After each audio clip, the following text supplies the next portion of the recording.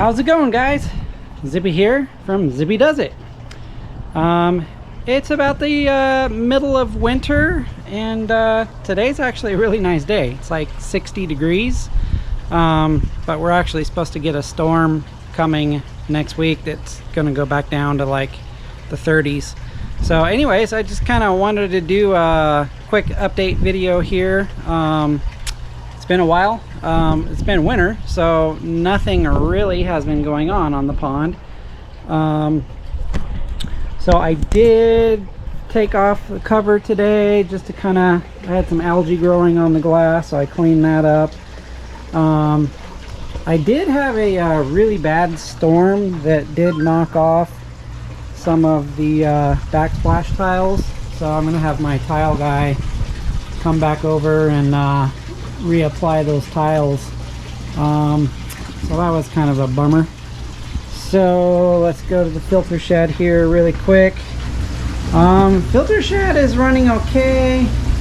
However, I noticed this leak here, which to me doesn't make sense. For me, it's telling me that this valve is bad, or well, yeah, because these valves are supposed to be completely shut. So I'm not sure. Actually, wait, I think I may have solved my problem. I feel water. Maybe it's just water that's kind of splashing out from the top. So I felt water hit the top of my hand. I don't know. It's a mystery. Because there's, yeah, water all on top of this. Okay. So I think that's the problem. I think the water is splashing from the waterfall, and it's just hitting here and accumulating right there. So I think that's my problem. No big deal. So I was probably going to I guess do just a rinse on my filter pads. They look like they need to be rinsed out.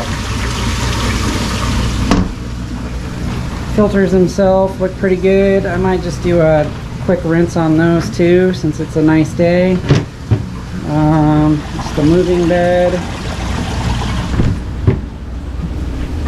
So yeah, everything looks to be running fairly well in here.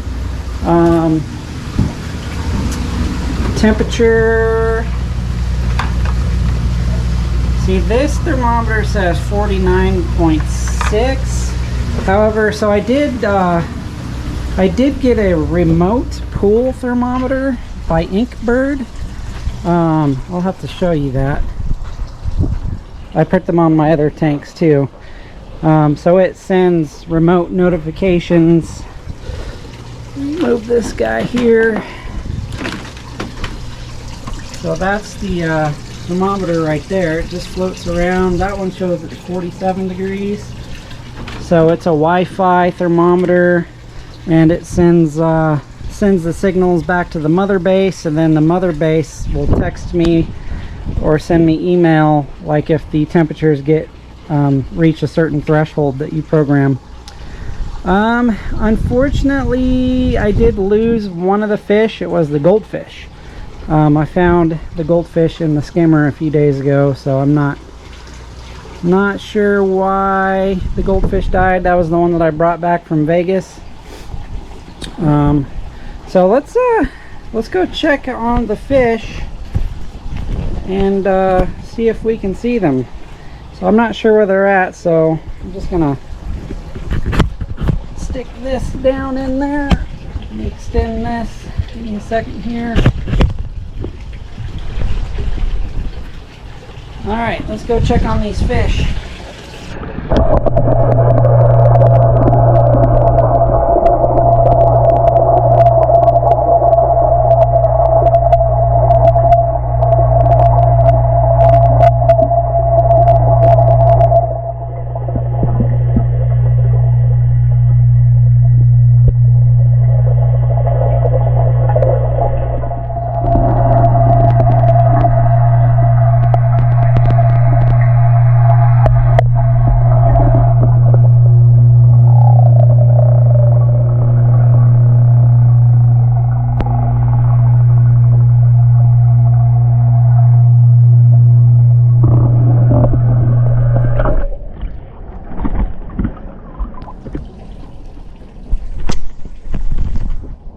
Alright, so I don't know where the fish are at because the way the lighting is, I can't see into the water.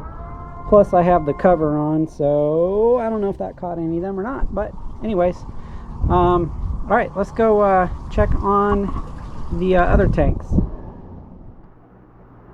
Alright, so here we are in the growing tank. So these guys have been doing pretty good. They're growing. They're all shy right now. They're usually at the top, but I just fed them not too long ago. So here, let's go take a look at the fish.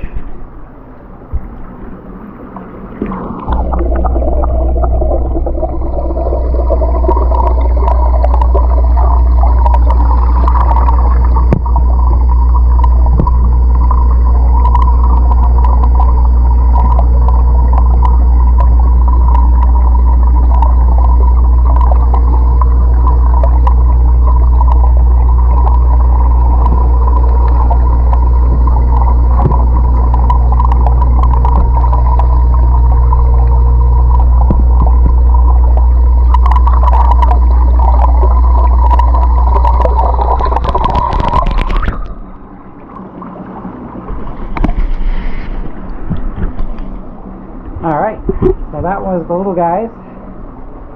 So here's the ink bird that I was talking about. So it shows the indoor temp, and then it goes through, I have 3 thermometers right now. So that's my freshwater tank, that's the pond outside, that's my saltwater tank, freshwater tank, so it just rotates through the 3, and then you can set up different thresholds, like if the water gets too hot or too cold, it'll send you a text message, an alarm on your cell phone. So that's pretty cool. It's made by Inkbird. It didn't cost that much. It was pretty cheap.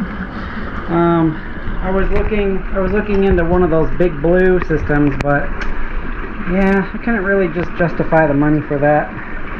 So anyways, let's go take a look on my keeper koi. Alright, so here we are in the keeper koi room. These guys are growing pretty good. I think there's like 11 of them in here. They're all doing pretty happy. Just been feeding them, cleaning their filter, and they're doing pretty good. Let's go in the water with them and take a look.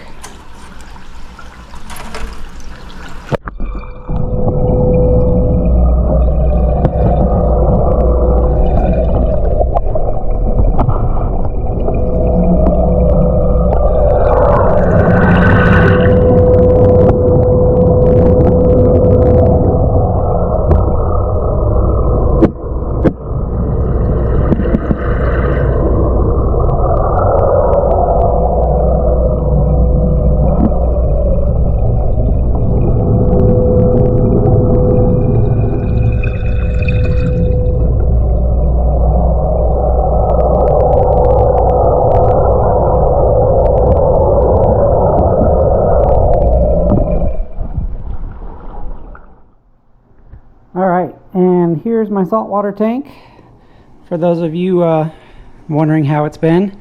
I haven't really been doing much with it, just kind of letting nature take its course, which nature has taken its course. All I do on this tank is I do a water change probably about every month, about 20% water change. I add some vitamins in for the coral, but I don't really dose anything for the stony coral. So I have a mix of soft coral and stony coral, which apparently you're not really supposed to do because it's hard to keep the water parameters in check for both types of coral. So most of the stony corals have they grew up, they consumed all the nutrients in the water that they needed, and then they got starved and they kind of died. So you'll see there's like a lot of like skeletons of the stony corals that used to be a Monipora. And then the bad thing in a saltwater tank is somewhere along the lines I got an aiptasia hitchhiker. Well, if you guys know anything about saltwater, aiptasia is horrible. It spreads and it spreads and it just keeps going. So that would be these little glass anemones, those little tan colored anemone looking guys. They're now spreading all over the place, and I have tried everything to battle them. I tried peppermint shrimp. I tried Nudi Brach, Nudi Brachs. They're supposed to eat them. And then recently I now have this copperband butterfly. So they're supposed to eat it too. I've only had that copperband in here for about 2 weeks. The key, copperband butterfly is really difficult fish to keep because you gotta find something they like to eat. So this fish so far doesn't really eat the foods I give it. So he or she's just been kind of eating and nibbling at the rocks and finding like copepods. Hopefully it'll start eating the aiptasia. But anyways, so let's see, that's about that. I did get a powder blue tang. His name is Punk because he punks the other tang. I got a sailfin tang, which he is back here. He's hiding. There he is. There's the sailfin tang. So Punk chases him around every now and then. And then I got a flame hawk. That's that little red fish at the back. They're pretty cool.